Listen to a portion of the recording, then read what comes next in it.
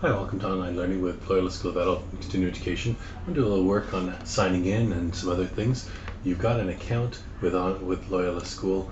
If you open up a Chrome browser, you can actually sign into it. It's going to be your first name, dot your last name, at Loyola learning.ca, and your password will start out as e-learning. Once you sign in, it'll ask you to accept, and it'll ask you for a new password.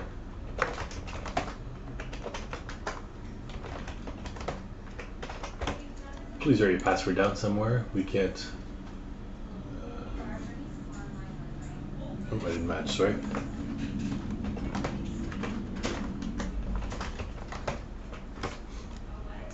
We can't get it back for you, but you'll notice with the password strength, they want to have capitals and small letters. So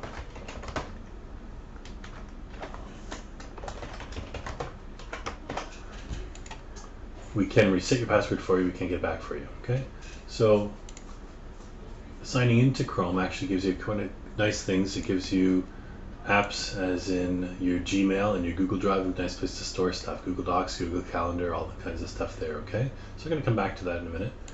With our online course, your username is going to be the first initial of your first name, the first initial of your middle name, and then your last name. And your password will start out as your birth date. And it'll have the slashes, so it'll be 10 digits. It'll be month, day, year. So for mine, it's March 1st, 1970, 03/01/1970, and we can log in. Once you're logged in, what you'll notice at the bottom here is actually Google Apps. We can link to your Google Apps account, okay?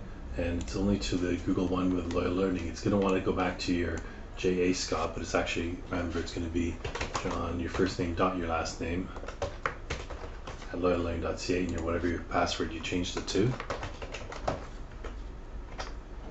And we're linking those two accounts together, okay? This is your home screen. And your course is available to you. Will be down here. They only open up on the day the course opens. Okay. And I'll save that password. And you'll notice down here now there's Google Apps. It's linking to your calendar and your docs that you have. Okay. It's got some email things already into it.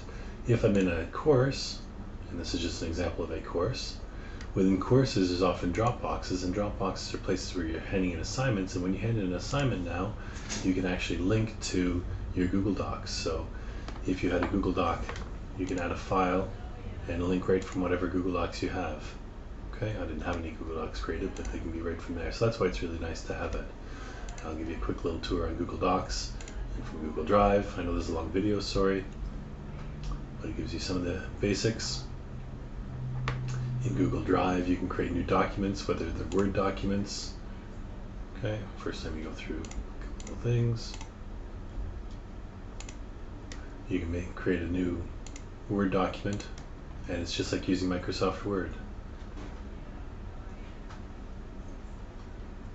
And I would recommend giving it a name, so I'm going to call this one U1A1 Delil. I'll show you how these link. You can create whatever you want, and you'll see the red squiggles means there's some spelling mistakes. You can make sure you got the spelling turned on there, and they don't have spelling suggestions for those ones, but you can work through that. You never have to actually save. Whenever you close that out, it's still there now under your Google Docs in your Google Drive. And when you're going back to submit file now, if I wanted to add a file, I can go to my Google Docs, and there it is right there. So I can submit my file right across, and I can make a comment to the teacher as well. So it's pretty powerful. If you have questions, you can email us.